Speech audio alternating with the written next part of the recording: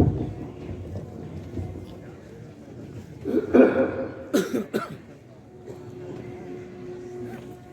الله الرحمن الرحيم.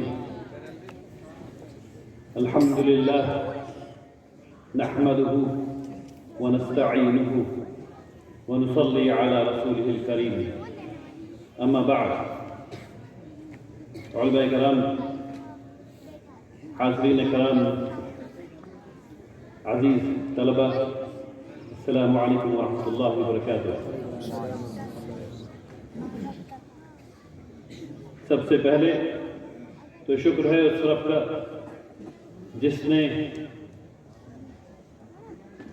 اپنی کتاب کی اس مجلس میں حاضر ہونے کا شرف بخشا۔ سبحان اللہ و بحمدہ، سبحان اللہ العظیم۔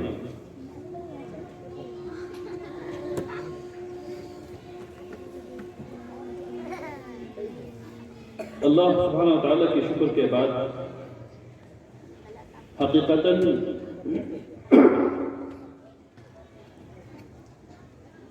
ہم سب لوگ کو مشکور ہونا چاہیے مفتی برکت اللہ صاحب کا، ان کی ٹیم کا، منتظمین کا، جنہوں نے اس ادارے کے ذریعے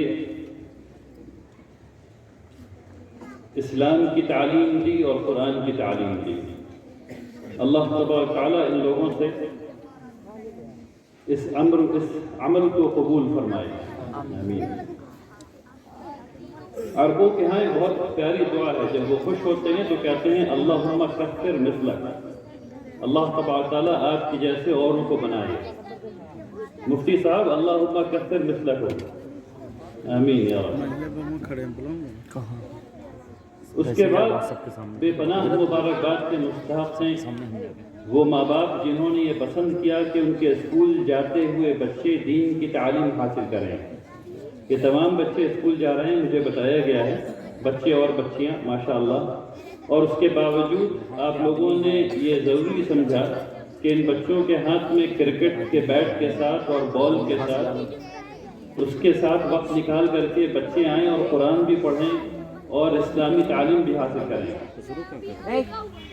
اللہ تعالیٰ آپ لوگوں کے اس فیصلے میں برکت عطا فرمائے اور آپ لوگوں کو اس دنیا اور آخرت دونوں جگہ بہت خوب بدلا دے۔ اور بچوں کے بارے میں تو کیا کہنا، ماشاءاللہ آپ لوگوں نے اتنی محنت کی ہے، اتنا وقت لگایا ہے۔ آپ لوگ جس وقت آپ لوگ قرآن پڑھ رہے تھے اس وقت آپ لوگ کرکٹ بھی کھیل سکتے تھے، اس وقت آپ لوگ کیرم بورڈ بھی کھیل سکتے تھے اور ٹی وی بھی دیکھ سکتے تھے، لیکن آپ تمام لوگوں نے یہ فیصلہ کیا کہ اپنے والدین کی بات کو مان کر کے اپنے اساتذہ کے پاس جائیں گے اور اللہ کے کلام کو پڑھیں گے اور اسلام کے دین کو حاصل کریں گے۔ شاید ابھی آپ کو اس عمر میں اس کا مطلب پتہ نہ چلے، لیکن آنے والے وقت میں ضرور پتہ چلے گا انشاءاللہ۔ اللہ تبارک تعالیٰ آپ تمام حضرات کو مومنوں کے صف میں شامل فرمائے انشاءاللہ۔ قرآن کریم اللہ کا کلام ہے، اس سے آخر وقت تک معجزے ظاہر ہوتے رہیں گے۔ یہ وہ کتاب ہے جو انسان کو یہ بتاتی ہے کہ اس کی تاریخ کیا ہے، اس کا حال کیا ہے اور اس کا مستقبل کیسا ہے۔ تینوں چیز یہ کتاب بتاتی ہے، اور اس نوعیت سے یہ پہلی اور آخری کتاب ہے جو ایسا کام کرتی ہے۔ یہ کتاب ہمیں بتاتی ہے کہ ہم کیسے پیدا کیے گئے، کیوں پیدا کیے گئے، ہم اس دنیا میں کیوں بھیجے گئے ہیں، اور اس دنیا میں ہمیں کیا کرنا ہے، اور اگر نہیں کیا تو کیا ہونا ہے، اور کیا تو کیا ہونا ہے، اور آخرت کیسی دکھنی ہے۔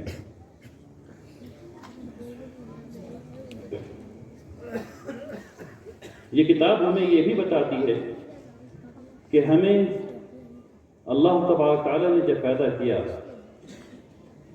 اور اس کے بعد ہمیں اس دنیا میں بھیجا تو ہم پر کوئی ظلم نہیں کیا، ہمیں ہم میں سے بہت سے لوگ یہ سمجھتے ہیں کہ جب ہمیں اس دنیا میں بھیجا گیا تو ہم پر ظلم ہو گیا ہے. ایسی کوئی بات نہیں ہے. اللہ تبارک و تعالیٰ نے ہم کو بنانے کے بعد ہم سے یہ پوچھا تھا کہ یہ کام کرو گے، اس امانت کو اٹھاؤ گے؟ اور میں نے اور آپ نے سب لوگوں نے کہا تھا کہ ہاں ہم اس امانت کو اٹھائیں گے یا اللہ. تب ہمیں بھیجا گیا. تو اس بنیادی غلط فہمی کو ہم لوگوں کو اپنے دل سے نکال دینا چاہیے کہ نعوذ باللہ ثم نعوذ باللہ کہ اللہ تبارک و تعالیٰ نے کوئی ظلم کا معاملہ کر لیا. اللہ کے یہاں کوئی ظلم نہیں، صرف عدل ہے اور رحم ہے. تو اس کتاب کو پڑھنے کے فائدے بے پناہ ہیں. اس کتاب کو پڑھنے سے ہمیں یہ پتہ چلتا ہے کہ اس زندگی کا مقصد کیا ہے، اور یہ کتاب ہمیں اللہ کے ساتھ لگائے رکھتی ہے یہاں تک کہ ہم اللہ سے جا ملتے ہیں، اور پھر ہم یہ امید کرتے ہیں کہ انشاءاللہ اللہ تبارک و تعالیٰ اپنے رحم سے ہمیں جنت الفردوس میں بھیجیں گے انشاءاللہ. ابھی بچوں نے تقریر کی، آپ نے دیکھا کہ جب اسلام کی تعلیم دی جاتی ہے تو منہ سے کیسے کلام نکلتے ہیں، دل کی کیا کیفیت ہوتی ہے. آپ نے علماء کرام سے تقریریں سنی ابھی، اور سب سے مستفید ہوئے آپ سب حضرات. کچھ باتیں یعنی جو باتیں کہی گئی ہیں وہ اس موقع کی مناسبت سے تمام جو باتیں کہی جانی چاہیے تھی وہ ہو گئی ہیں، اور ماشاءاللہ وقت بھی کافی ہو چکا ہے اور ٹھنڈک بھی پڑ چکی ہے. اس لیے میں صرف چند باتوں پر اپنی بات کو ختم کرنا چاہتا ہوں. ایمان ایک سفر ہے جو لا الہ الا اللہ محمد الرسول اللہ پہ شروع ہوتا ہے، اور پھر آہستہ آہستہ آہستہ آہستہ یہاں سے ہوتے ہوتے ہوتے ہوتے دل تک جاتا ہے. جب دل تک پہنچتا ہے تو وہ کیفیت مومن کی ہوتی ہے. لیکن یہ سفر پوری زندگی لگاتا ہے اور کبھی کبھی یہاں تک پہنچتا نہیں ہے. یہ وہ کتاب ہے جو پڑھنے سے یہاں سے جو منہ سے نکلا ہے وہ یہاں تک جلدی پہنچ جاتا ہے. تو ہم لوگوں کو کوشش کرنی چاہیے کہ اس کتاب کو پڑھیں اور ہر روز پڑھیں، معنی کے ساتھ پڑھیں اور سمجھ کر کے پڑھیں. لیکن جو بات میں نے شروع کی تھی اسلام کے سفر کے سلسلے میں، وہ اس لیے کہ ابھی کچھ باتیں کی گئی ہیں. مثلاً ایک بات یہ کہی گئی کہ اسلام کے خلاف ایک جنگ چھڑی ہے دنیا میں. ایک اور بات یہ کہی گئی کہ کچھ چیزیں ہم سے کہی جا رہی ہیں کہنے کو جو اسلام کے خلاف ہیں. یہ بھی کہا گیا، شادیوں کے بارے میں بات کی گئی، لڑکوں اور لڑکیوں کے درمیان کے فرق کے بارے میں بھی بات کی گئی. دیکھیے، دراصل یہ تمام بات ایمان کے سفر کی ہے. جہیز کے بارے میں بات کی گئی. اگر آپ جہیز مانگ رہے ہیں یا آپ جہیز لے رہے ہیں تو آپ کو پتہ ہونا چاہیے کہ اس سفر میں آپ کہاں پر ہیں. بات سمجھ میں آئی؟ اگر آپ جہیز مانگ رہے ہیں، خاص کر کے نوجوانوں کے لیے بات میں کہہ رہا ہوں، آپ کے والدین آپ کو اکسائیں گے جہیز لینے کے لیے، ہے نا، اور آپ کو یہ بتانا ہے کہ آپ مومن ہو گئے ہیں. اگر آپ مومن ہو گئے ہیں تو آپ جہیز سے انکار کر دیں گے، اور نہیں ہوئے ہیں تو وہ لالچ آئے گی. مفت کا پیسہ ہے نا، لالچ آئے گی. اگر جو لالچ آ رہی ہے تو آپ کو یہ جان لینا چاہیے کہ ایمان کے سفر میں آپ ابھی شروعاتی دور میں ہیں، اور اگر لالچ آئی اور آپ نے اس کو کنٹرول کر لیا تو آپ مومن ہو گئے ہیں. ایسا نہیں ہوتا کہ لالچ نہیں آتی، انسان ہے، ٹھیک ہے نا. اگر لالچ نہیں تو فرشتے ہو جائیں گے. لالچ تو آئے گی، انسان ہے، ٹھیک ہے نا. اس کو کنٹرول اگر کر لیا آپ نے تو پھر آپ مومن. ٹھیک اسی طریقے سے اسلام کے خلاف جنگ کی بات کی گئی. ہم سب لوگ ڈر جاتے ہیں. اسلام کو کون ہرا سکتا ہے؟ اسلام کی نصرت تو اللہ کی طرف سے. ہم اور آپ، اگر ہم اور آپ سے کچھ بند پڑے اور ہم نے کچھ کر لیا تو ہم نے اسلام کے لیے کچھ بھی نہیں کر لیا، اپنے لیے کر لیا، ٹھیک ہے نا. ہم لوگوں نے اگر کچھ کر لیا ہے تو اپنے لیے کیا ہے. اسلام کے لیے کچھ نہیں ہے. اسلام کو نصرت تو اللہ کو دینا ہے, اپنی کتاب کو تو اللہ کو بچانا ہے. ہم حفظ کریں نہ کریں, حفظ کر لیں گے تو ہمارا فائدہ ہے, نہ کرتے تو ہمارا نقصان ہے. قرآن پڑھ لیں گے تو ہمارا فائدہ ہے, نہ پڑھتے تو ہمارا نقصان تھا. ہم نے اللہ کے اوپر کون سا احسان کر لینا ہے نا. تو یہ تمام چیزیں ہماری زندگی میں ایمان کے سفر پر ہیں. جو چیز ہونی ہے وہ لکھی ہے, والقدر خیرہ وشرہ من اللہ تعالی. جو چیز بچی ہوئی ہے ہمارے لیے وہ ہمارے ایمان کا سفر ہے, اور وہ فیصلے ہیں جو لیتے ہیں ہم, اور جب فیصلہ لیتے ہیں تو خود کو اور دنیا کو بتاتے ہیں کہ ہم ایمان کے سفر میں کہاں پر کھڑے ہوئے ہیں. جب ہم فجر کے وقت جب ہم فجر کے وقت نہیں اٹھتے ہیں تو ہم اپنے آپ کو بتاتے ہیں کہ اس ایمان کے سفر میں ہم کہاں پر ہیں. جب ہم جماعت چھوڑتے ہیں, میں خود جب جماعت چھوڑتا ہوں تو میں خود اپنے آپ کو بتاتا ہوں کہ میں ایمان کے سفر پر کہاں پر ہوں. اور یہ میرے لیے تنبیہ کی بات ہے کہ میں اپنے آپ کو یاد دلاؤں کہ نہیں, اگر جماعت میں جائیں گے تو ایسا ہوگا. ایک مومن کا شعار ہے کہ جماعت کے ساتھ نماز پڑھو. ٹھیک اسی طریقے سے تمام کام جو ہم لوگ کر رہے ہیں دنیا میں, یہ ہر کام ہم لوگ خالصتاً صرف اور صرف اللہ کی رضا کو حاصل کرنے کے لیے کر رہے ہیں. یا تو اللہ کی رضا مل رہی ہے یا نہیں مل رہی ہے. اللہ کی رضا نہیں مل رہی ہے تو اللہ ہمیں بچائے, اور مل رہی تو سبحان اللہ. تو ہر کام جو ہم لوگ کر رہے ہیں, چاہے ہم عمر میں چھوٹے ہیں اور پڑھنے کا کام ہے, یا عمر میں تھوڑے بڑے ہو گئے ہیں اور شادی اور بیاہ کا مسئلہ ہے, اس میں جہیز دینے کا مسئلہ ہے, تعلیم کا کام ہے, یا نشہ کر رہے ہیں.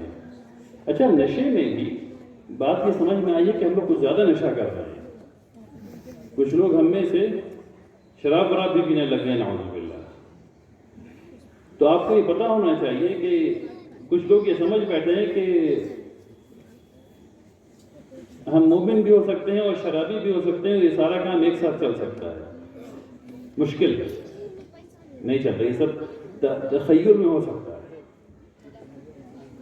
ایسا ہوتا نہیں ہے. ایمان کا سفر ہے. اگر آپ حرام کام کر رہے ہیں تو آپ کو پتہ ہونا چاہیے کہ آپ ایمان سے کہاں پر ہیں, آپ کا ایمان کہاں ہے. آپ میں سے کچھ لوگ بولیں گے ہم لوگ شراب نہیں, میں شراب نہیں پی رہا الحمدللہ, میں نشہ نہیں کر رہا, میں تو صرف تمباکو کھا رہا ہوں. ٹھیک ہے نا, اس میں بھی نشہ ہے, اس میں بھی نشہ ہے. اور تمباکو کھانا کوئی اچھی بات نہیں ہے, اس کو بھی چھوڑ دینا چاہیے انشاءاللہ. جو سماجی برائیاں ہیں ان کے بارے میں ابھی ذکر کیا گیا. اگر واقعی اسلام کے خلاف کوئی جنگ ہے تو ہم اس کا جواب کیسے دے رہے ہیں؟ اس کا جواب صرف ایسے دیا جا سکتا ہے کہ ہم لوگ اسلام کے شعار کو اپنا لیں. اللہ نے, رسول اللہ صلی اللہ علیہ وسلم نے کہا, جس نے جھوٹ کہا وہ ہم میں سے نہیں ہے. جس نے جھوٹ کہا وہ ہم میں سے نہیں ہے. کوئی آدمی ایسا ہے اس مسجد مجمع میں میرے ساتھ, مجھے انکلوڈنگ می, جس نے جھوٹ نہیں بولا ہو؟ سوچیے ہم لوگ کہاں ہیں, کہاں ہیں؟ رسول اللہ صلی اللہ علیہ وسلم کا قول ہے, جس نے جھوٹ بولا وہ ہم میں سے نہیں ہے. بہت ہی مشکل جملہ ہے, اگر سمجھیں ہم لوگ تو بہت ہی مشکل جملہ ہے.